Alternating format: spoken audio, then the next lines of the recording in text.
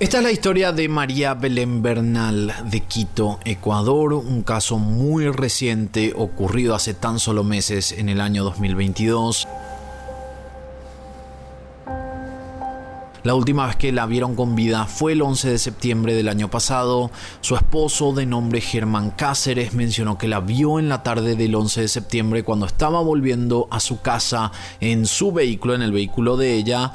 Hubo una pelea durante el camino, ella se bajó, se subió a un taxi y luego desapareció. Él mencionó también que cuando trató de contactarse con ella, no le respondía, entonces llamó a su hijastro para saber si su madre estaba en la casa, a lo que el chico de 13 años le dijo que no. Luego de esto se comunicó con su suegra, la madre de María Belén, quien también confirmó que no había hablado ni visto a su hija. Esta señora se empezó a preocupar, María Belén no atendía al teléfono ni respondía a los mensajes, entonces ella se empezó a comunicar con todos los amigos y conocidos que podrían haber estado en contacto con su hija, pero nadie sabía nada. Cuando la madre y el esposo fueron a radicar la denuncia, les tomaron su declaración y contaron la misma historia. O sea, la madre contó que prácticamente no estuvo en comunicación con su hija durante todo el día y el esposo contó esta historia que recién les acabo de contar lo que había dicho al comienzo. Fue así como empezó la investigación de la desaparición de María Belén Bernal. Inicialmente los investigadores solo tenían el relato del esposo, quien fue el último en verla, y la madre, que dio un panorama un poco más extenso de la personalidad de su hija, porque ella no creía que María Belén hubiera escapado por voluntad propia, no era característico en ella. María Belén Bernal tenía 34 años, había estudiado Derecho y se graduó como abogada, después obtuvo una especialidad y un magíster en Derecho Penal, también era magíster en Litigación Oral en la California Western School of Law. Su familia y amigos la describían como una persona muy generosa que incluso ayudaba a sus vecinos gratuitamente con asesorías jurídicas. Era una profesional exitosa que en 2017 se casó con el teniente coronel de la policía, Germán Cáceres, con el que fueron a vivir juntos a Conocoto, en el sur de Quito. Ella tenía un hijo de una relación anterior llamado Isaac, de 13 años, que también vivía con ellos.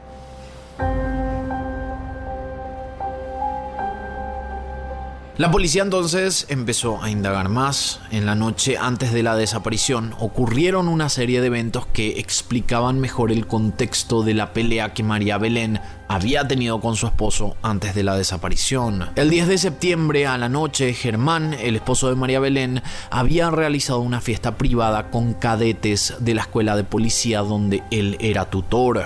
Él no solo era tutor de esta escuela de policía, sino que él también era coronel. Él era un oficial de la policía. Según Germán, en su primera declaración, mencionó que luego de la fiesta se fue a trabajar.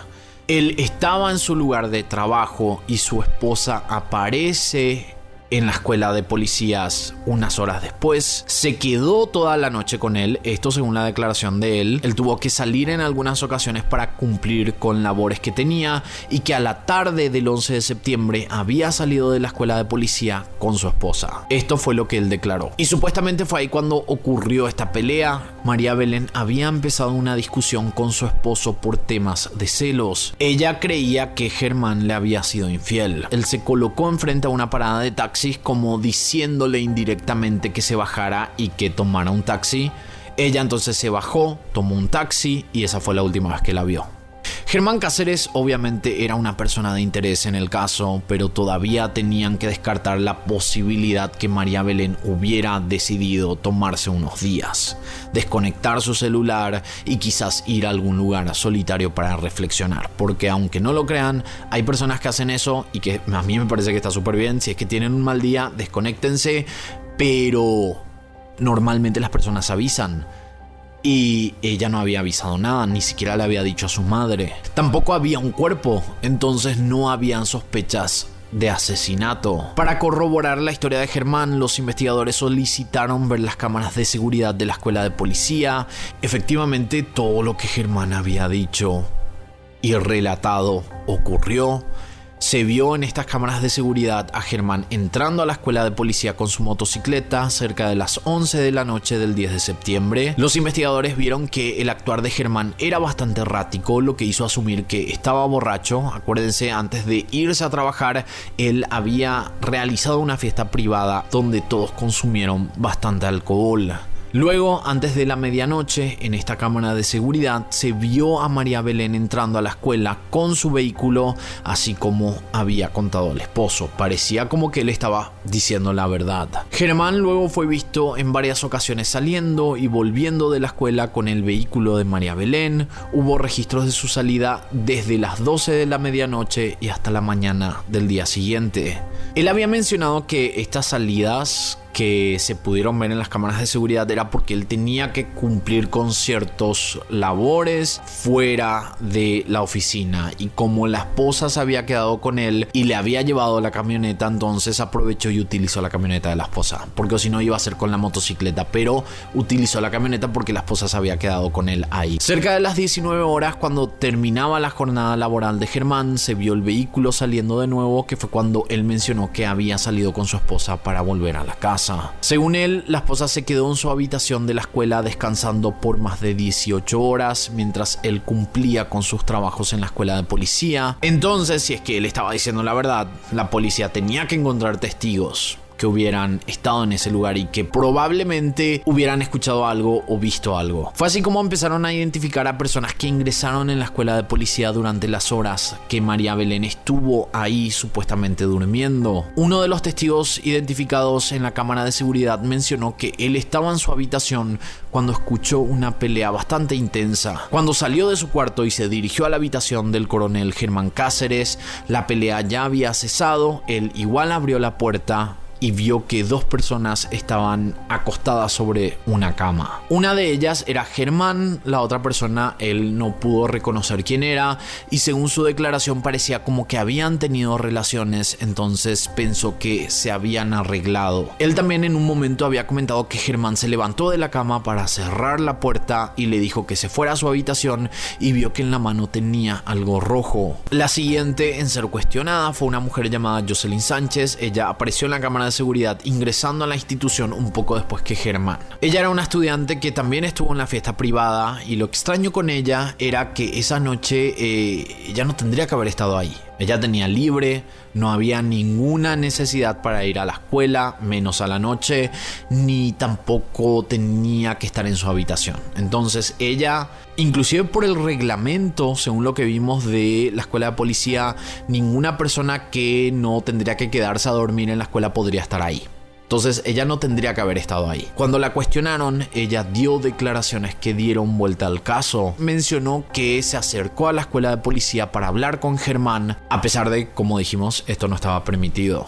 Ella dijo que supuestamente solo estaban hablando cuando escuchó que la esposa de Germán entró al lugar, y fue ahí cuando ella salió corriendo a la habitación de al lado. Si es que estaban solamente hablando, ¿por qué se asustaría y correría? Desde esa habitación contigua, ella escuchó cómo Germán y María Belén se estaban peleando. Unos minutos después, según su declaración, la pelea terminó y lo único que pudo escuchar fueron pasos y alguien arrastrando algo pesado. Ella, después de dar esta declaración, mencionó que supuestamente esas declaraciones eran falsas y que ella no había escuchado completamente nada, ni siquiera vio ni escuchó la pelea, y que en verdad a ella la habían presionado los investigadores supuestamente para confesar eso.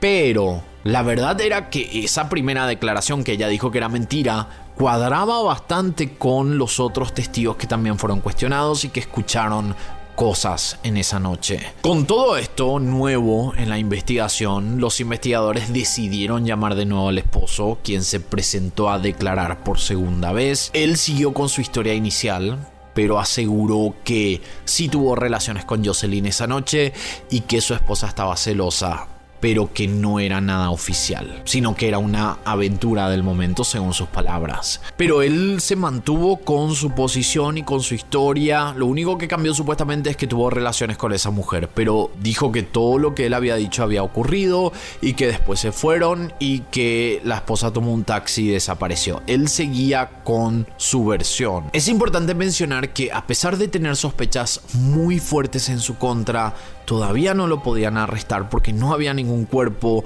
y las declaraciones de testigos terminaban siendo evidencias circunstanciales, así que lo dejaron ir sin levantar cargos. Pero en esa entrevista, en esa última entrevista que él había tenido, él entregó su teléfono voluntariamente para que analizaran, porque supuestamente él decía que él no había hecho nada. Los investigadores sentían que estaban en un callejón sin salida, pero 10 días después, el teléfono de Germán había sido testeado, lo que dio más pistas de dónde podría estar María Belén. Primero se descubrió que hubo mensajes de WhatsApp entre Germán y Jocelyn en la madrugada de la desaparición. En ninguno de los mensajes ellos hablaban de la mujer, sino que hablaban completamente de otra cosa, de la relación que ellos tenían. Pero se comprobó que dichos mensajes habían sido borrados del teléfono de Jocelyn a pedido de Germán. Lo otro que se descubrió fue que el GPS mostraba que Germán se había quedado por bastante tiempo en un lugar llamado Cerro Castiagua. Fue en ese momento que los investigadores dijeron: ok, vamos hasta el Cerro Castiagua y vamos a ver si es que encontramos algo más en ese lugar. Así fue como un grupo de especialistas fueron a la zona. Luego de pocas horas, en una tumba de 61 centímetros de profundidad, encontraron lamentablemente los restos de María Belén con una bolsa en la cabeza y en posición fetal. La autopsia determinó que la causa de la muerte fue por estrangulamiento y asfixia. Y ahí por fin tuvieron el cuerpo, y cuando la policía fue como para arrestar a Germán, él había desaparecido.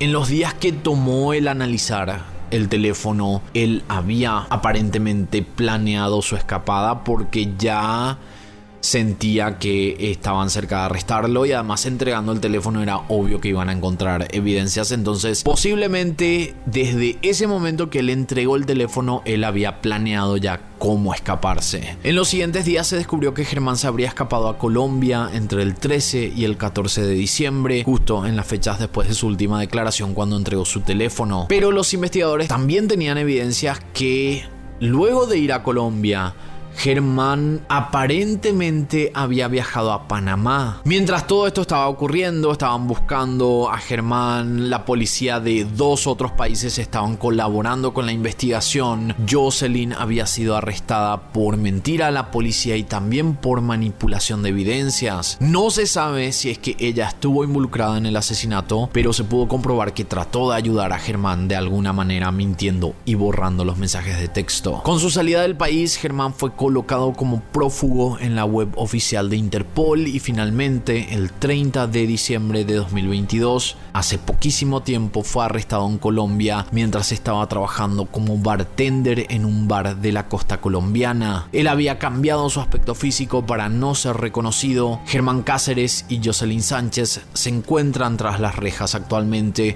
esperando el juicio que comprobaría si trabajaron juntos en este asesinato. Esto también demostró una fuerte falencia en la escuela de policía, porque a pesar de haber tantos testigos, ninguno reportó oficialmente el hecho, y posiblemente por miedo del poder que Cáceres tenía en esa institución. Al ser un caso muy nuevo que pasó hace tan poco tiempo, muchas más noticias salen constantemente sobre esta historia. Si es que ustedes tienen alguna actualización, dejen en los comentarios, así todos nos enteramos de los últimos detalles de este caso. De nuestra parte, les deseamos muchísima fuerza a la familia Bernal, que sabemos que están pasando un momento muy difícil, más todavía con el asesinato de María Belén y con este juicio, que se sabe que los juicios son súper pesados para las familias, así que les deseamos mucha fuerza y esperamos que realmente se haga justicia para María Belén, con condenas que estén acorde a este terrible crimen.